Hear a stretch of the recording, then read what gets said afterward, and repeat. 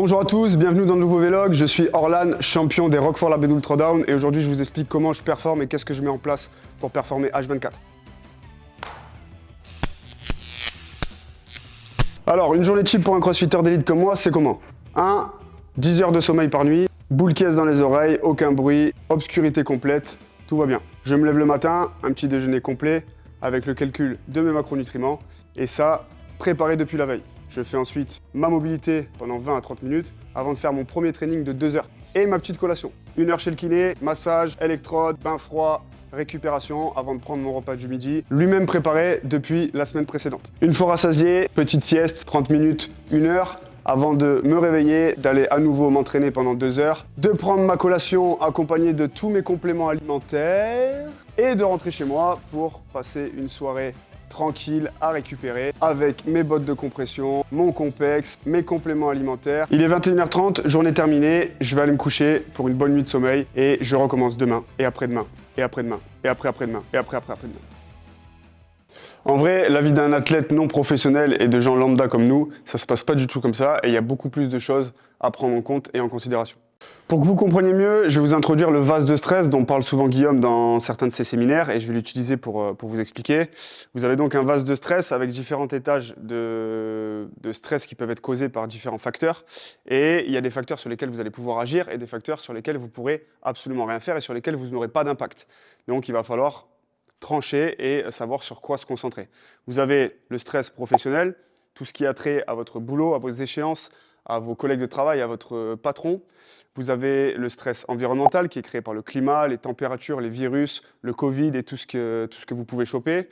Vous avez le stress familial et social. Donc là, ça va être votre environnement proche, vos amis, votre famille, votre femme ou votre mari, vos enfants. Vous allez avoir ensuite le stress alimentaire qui, lui, est directement lié à ce que vous ingérez. L'alimentation peut être une aide et un facteur qui vous apporte des bénéfices comme un stress augmenté par une qualité d'alimentation amoindrie.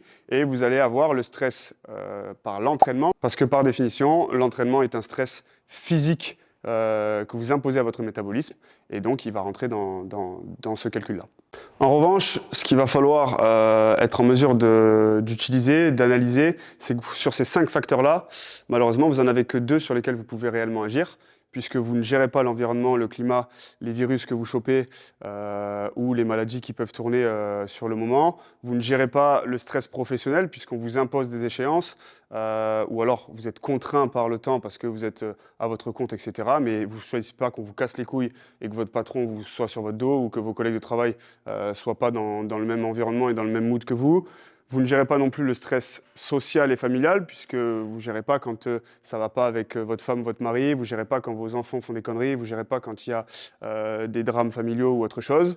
Donc, qu'est-ce qui nous reste et sur quoi on peut vraiment agir? Vous l'avez deviné, l'alimentation et le training. Même si on a du mal à se l'avouer, on est 100% responsable de ce qu'on ingère en termes d'alimentation et on est 100% responsable de ce que l'on fait comme training et de ce que l'on met dans nos trainings.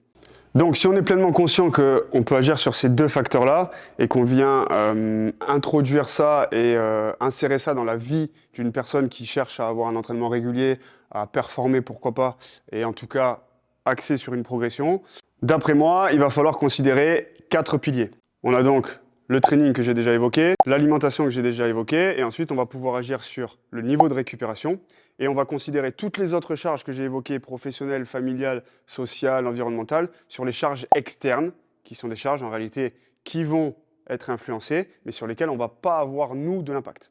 Donc concrètement, quel process je vais suivre? Je vais prendre colonne par colonne, pilier par pilier, les 4 piliers que je vous ai évoqués, et je vais me poser la question de qu'est-ce que je peux mettre en place pour créer un certain équilibre physique, équilibre mental, équilibre du système nerveux, de manière à durer dans le temps, à ne pas tomber dans un burn-out ou dans une fatigue qui va peut-être causer des blessures ou autre et qui va faire que freiner ma progression.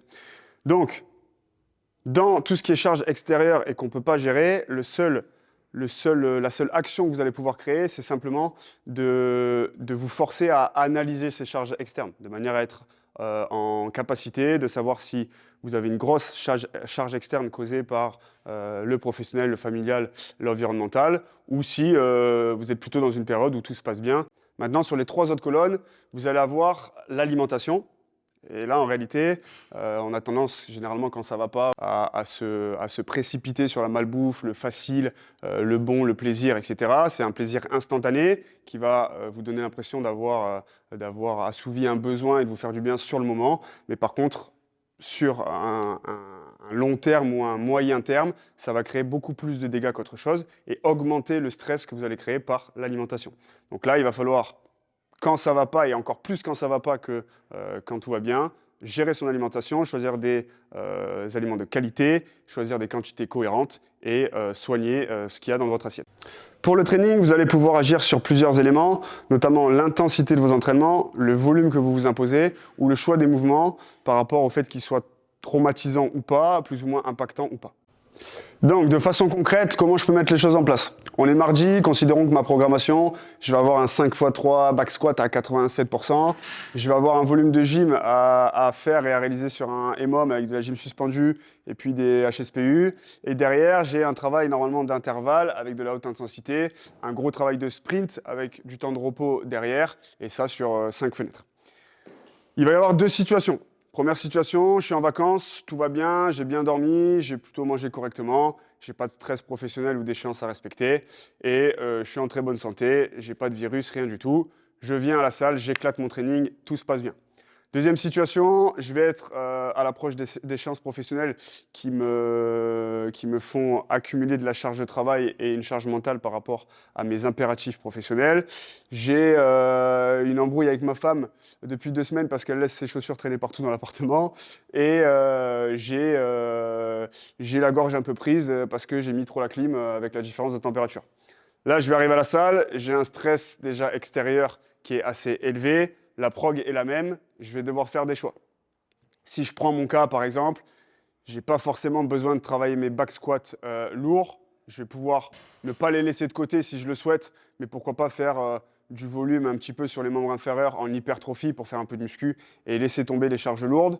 Je vais travailler ma gym en réduisant un petit peu le volume de répétitions que je m'étais imposé par rapport à mon niveau, pourquoi pas. En revanche, je vais peut-être laisser l'IWT et le travail d'intervalle de côté pour privilégier un travail sur 15-20 minutes avec une basse intensité de manière à réguler un petit peu et à bouger correctement, à faire circuler sans créer un stress trop important et venir taper sur mon système nerveux. T'as compris? Charge max, max intensité, max cal, max rep. Allez, j'ai du taf.